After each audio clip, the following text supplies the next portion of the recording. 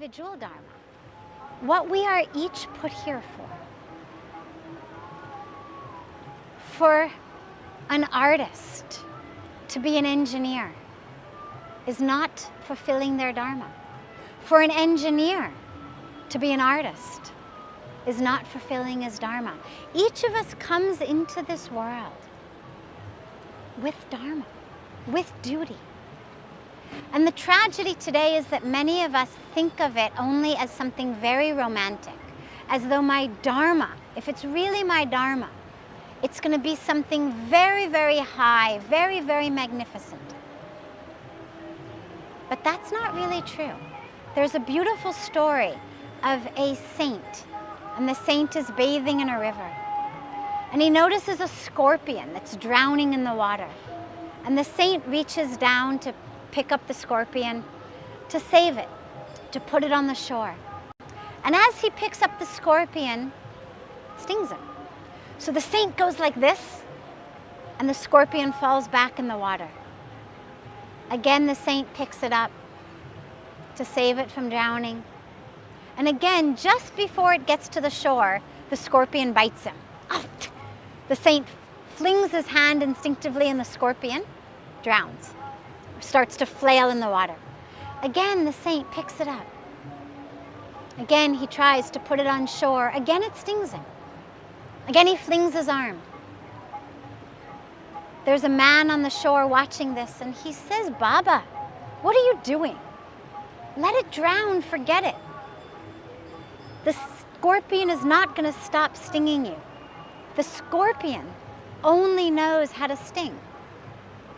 Forget it." So the saint says, the scorpion is stinging me because it is his Dharma to sting. It is my Dharma to save. And because the scorpion is not leaving his Dharma, why should I leave mine? So Dharma is not always fun, and it's not always romantic. Sometimes Dharma is continuing to get stung while you're saving, because you're a saint and your Dharma is to save. With the awareness that this scorpion is stinging you because it's its Dharma to sting. Staying connected to our Dharma. Fulfilling our Dharma means whatever my duty is, in whatever circumstance, whatever situation, pleasant or unpleasant, romantic, not romantic, this is what I need to do. There's a beautiful story of the sage Nadaji. It's a long story, I won't go into all of it, but the sage Nadaji was a great sage. One day, he sees the palm of a princess and is intoxicated with love for this princess. He wants to marry this princess. Now, as it turns out, the father of the princess, the king, was just about to have the special ceremony where all of the eligible suitors come together and vie for the hand of the princess. Now, Nadaji was a sage. He was not supposed to be getting engaged in things like marriage, but he was intoxicated with the beauty of this princess. So he goes to God, he goes to Vishnu, and he says, give me the face of Hari, give me the face of the divine, so that I may win this princess's hand in marriage. So Vishnu looks at him and says, done. Now, Nadaji goes to the ceremony, and in the ceremony, the princess has to go from one suitor to the next, holding this flower garland, and she's going to decide who will be her husband. One by one she goes. She gets to Nadaji, she looks at him, she kind of even laughs a little bit, and continues on. Now Nadaji is irate. How could she possibly have walked right by me. I have the face of the divine. She had to choose me. I'm the most beautiful man here. But she doesn't choose him. And after the ceremony, he rushes out. He cannot believe what's happened. He looks in the water and he sees that Vishnuji has given him the face of a monkey. Also one of the meanings of Hari. And he goes to Vishnuji, furious. How dare you? You were supposed to make me the most handsome man. And instead you made me a laughing stock. But it was not Naraji's dharma to marry the princess. We needed Naraji as a sage. We needed Naraji to bring the Bhakti Sutras, to bring all of the great teachings to all of humanity. So even when we are doing everything, even when we want something, even when we think we're entitled to it, we should have it. If it's not our dharma, it's not going to happen. And our greatest achievement in life, as Lord Krishna explains in the Bhagavad Gita so beautifully, is to fulfill our dharma.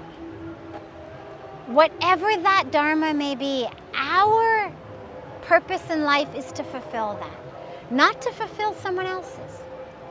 Not your dharma looks better than mine, I want to do that. Or this looks much more romantic, this looks much more fun. No. To fulfill our dharma.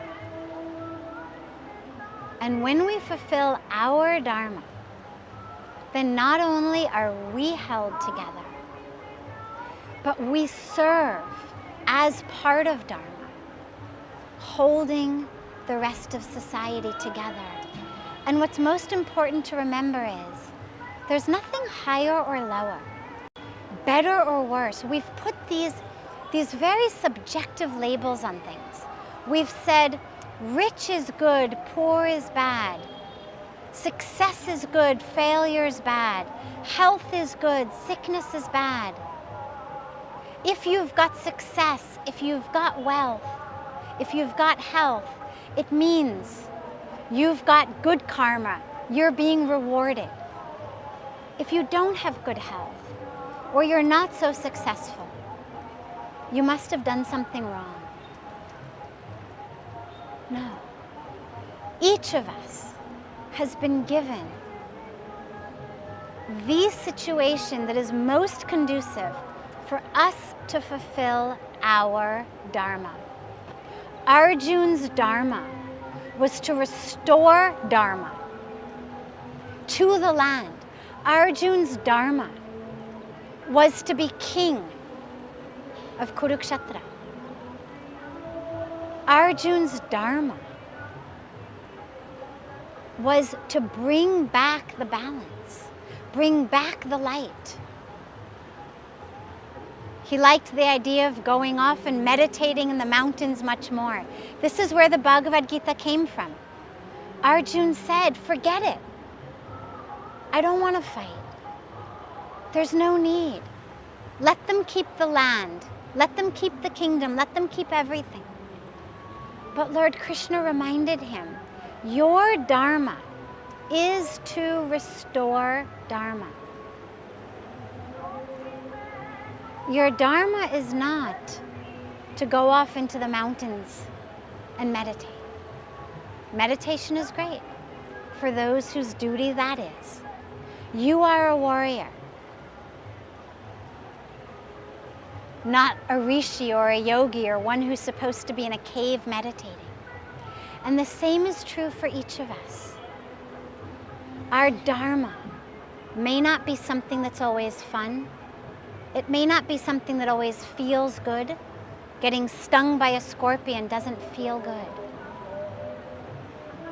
But when that's our dharma, fulfilling that is what keeps us held together, protected, and what enables us to help hold together and protect society and the world.